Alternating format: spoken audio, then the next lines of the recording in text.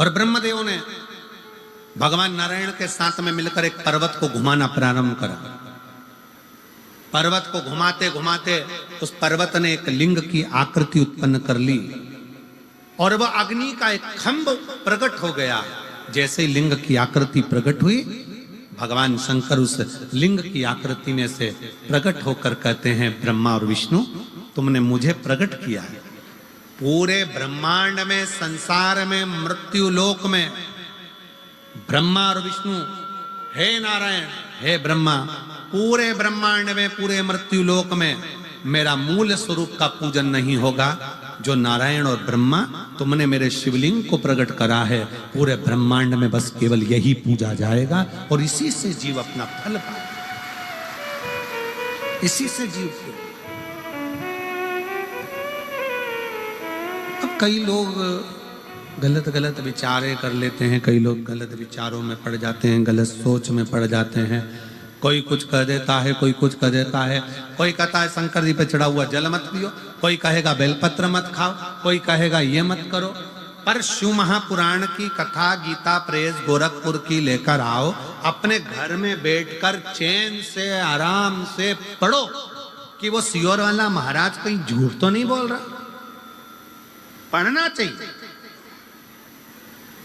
आप लोग शिव महापुराण की कथा सुनते हो तो थोड़ा अगर विश्वास है तो एक आधा पढ़ो कि जितनी जितनी चीजें सियोर वाला महाराज व्यासपीठ पर बैठ के बताए कि दुर्वा का ऐसा प्रयोग करो, काली मिर्ची ऐसे चढ़ाओ, बेलपत्र ऐसे चढ़ाओ, बेलपत्र का प्रयोग ऐसे करो, इस तरह से भगवान की भक्ति करो, ये शंकर जी पे चढ़ा हुआ जल का आचमन करो, बेलपत्र को प्रसाद के रूप में पाओ। शिव महापुराण की कथा यहां तक कहती है कि केवल 33 कोटि देवता में एक देव महादेव केवल एक ऐसे हैं जिनका प्रसाद हाथ में आते से ही पाना पड़ता है, पूरी रात रखा भी नहीं जाता, देरी नहीं करी जाती।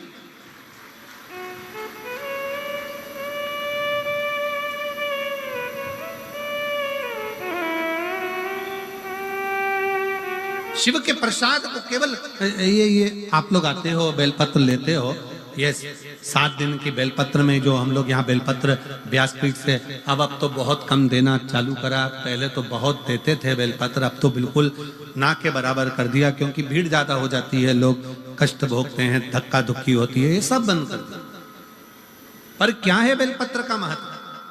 कभी शिव महापुराण का कुमार खंड पढ़ेंगे तो उसमें वर्णन मिलेगा कि शिव पोथी की चढ़ी हुई बेलपत्र 6 दिवस तक अगर लगातार कैसा भी शरीर में कष्ट हो उसका निवारण कर ही देता है। और 7वें दिन का बेलपत्र लक्ष्मी की वृद्धि करने वाला होता है, इसलिए इसको संभाल कर रखा जाता है। यह बेलपत्र की महत्वता, इसको रात भर रखते ही नहीं है, इसको तो पा लिया जाए, उसको अपने जीवन में उतारा जाए। इस बेलपत्र की महत्वता कुछ जान गया। आए कल हमारे गोविंद जी कह रहे थे, कुछ लोग पैदल चलकर शायद 50 किलोमीटर दूर से आए हुए। कहाँ बैठे हैं वो लोग? कहीं बैठे हैं? आ जाओ एक बार, आ जाओ आ जाओ आ जाओ। कहाँ से आए हैं लोग गोविंद जी? हैदराबाद, अहमदाबाद, अच्छा अच्छा। वहां से 50 किलोमीटर दूर से बाबा की ध्वजा लेकर भगवान शंकर की कथा श्रवण करने के लिए पैदल पैदल चलकर आए हैं। एक बार जोरदार ताली बजाओ इनके लिए। साधु था। 50 किलोमीटर दूर से पैदल पैदल चलते हुए शिव नाम लेते लेते, भगवान का उच्चारण करते करते, शिव तत्व को धारण करते करते यहाँ पहुंचे। कितना विश्वास। और कई लोग ऐसे भी होंगे सिरसा के जो अपना घर नजदीक में होने के बाद भी देवाधिदेव महादेव की शरणागति में नहीं पहुंच पाते होंगे, पर बाबा उसी को बुलाता है कुबेर भंडारी, मेरा कुबेरेश्वर महादेव। शिव महापुराण में उसी को बुलाएगा जिसकी झोली उसको 3 महीने में भरना होगी, नहीं तो वो दरवाजे तक भी नहीं बुलाएगा ही उसी को जिसको देना।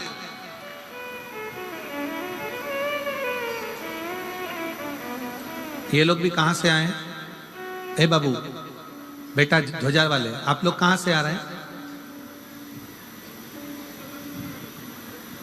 आवाज तेज करके बोलो, आवाज तेज करके बोलो। आ जाओ जाओ जाओ। कितना किलोमीटर दूर से आ रहे हैं? 48 किलोमीटर दूर से पैदल चलकर आ रहे हैं शिव महापुराण की कथा सुनने। राजा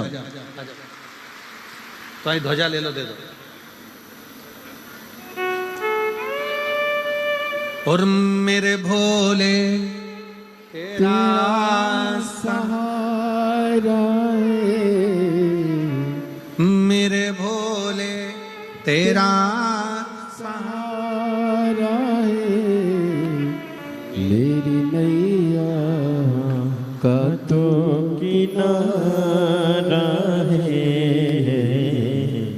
मेरी नैया का तो किनारा है।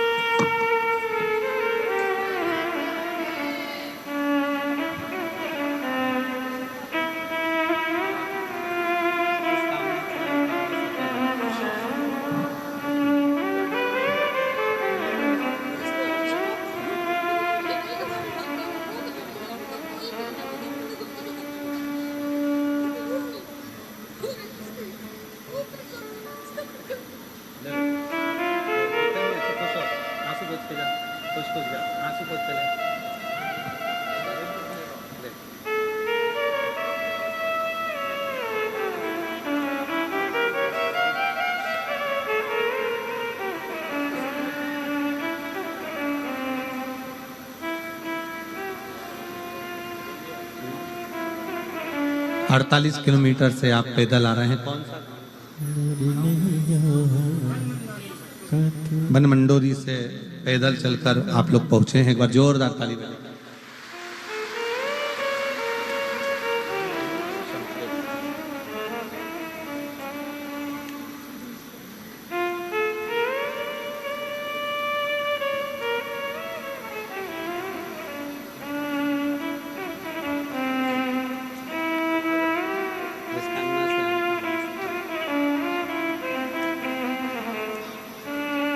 और मेरे भोले तेरा सहारा है, मेरे भोले तेरा सहारा है, मेरी नैया का तू किनारा है, मेरी नैया का तू किनारा है, मेरे तुझे पुकारा है, मेरे बाबा तुझे पुकारा है, मेरी नैया का तू किनारा है, मेरी नैया का तू किनारा। शिव पर आश्रित हो। ब्रह्मा विष्णु ने जो शिवलिंग उत्पन्न करा यही संसार में पूज्य होगा। संसार में मेरा मूल स्वरूप नहीं, शिवलिंग की पूजन होगी। स्वयं शंकर कह रहा है। जिसके घर में शंकर का शिवलिंग नहीं है, समझ लेना कि वो पूजन शिव स्वीकार नहीं करता।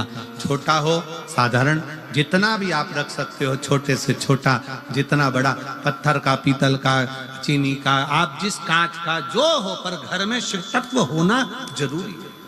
शिव तत्व का होना चाहिए। वो शिव तत्व हमें सुख प्रदान करता है। वो शिव तत्व हमको आनंद प्रदान करता है। और क्यों ना देगा शिव?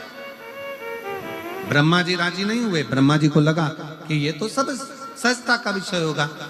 शिवलिंग प्रकट हुआ। जैसे ही शिवलिंग प्रकट हुआ तो ब्रह्मा जी ने कहा भगवान विष्णु से, मैं जानना चाहता हूं कि शिवलिंग का भगवान शंकर का चरण कहाँ है, शीश कहाँ है। देखने के लिए स्वयं भगवान नारायण कहते हैं कि मैं शंकर भगवान का चरण देखने के लिए जाऊंगा, भगवान नारायण का चरण ढूंढने के। और ब्रह्मा जी कहते हैं मैं भगवान का शीश देखने के लिए जाऊंगा।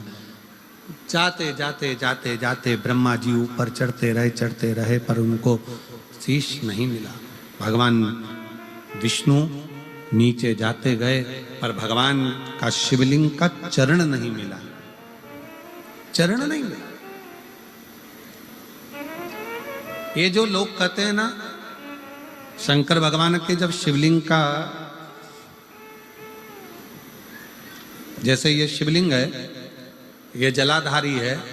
जब हम शिवलिंग का दर्शन करते हैं ना, तो कई लोग कहते हैं कि शंकर भगवान का चरण कहाँ पर।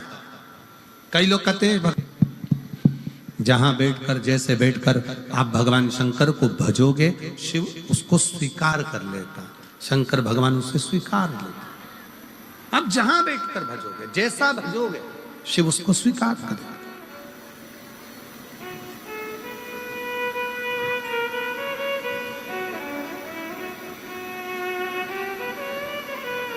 हम पूछें सिरसा वालों, आप लोग एक बात बताइए,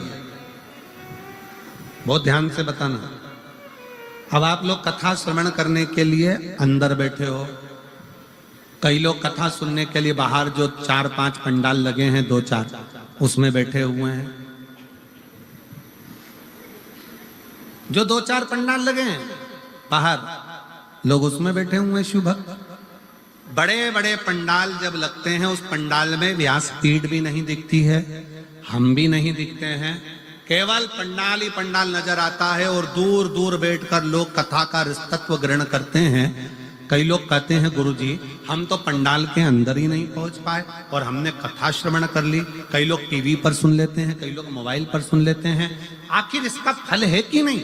शिव महापुराण की कथा कहती है, आप तारा बाबा की कुटिया तक आए हो, भले अंदर के पंडाल में जगह नहीं मिले, पर आप जहां बैठकर पंडाल के अंदर जहां कथा हो रही है, उस पूरे प्रांगण में कहीं पर भी बैठकर कथा का रसतत्व यदि ग्रहण कर रहे हो, तो उसका फल तुम्हें 3 महीने में मिलेगा जरूर, ये निश्चित।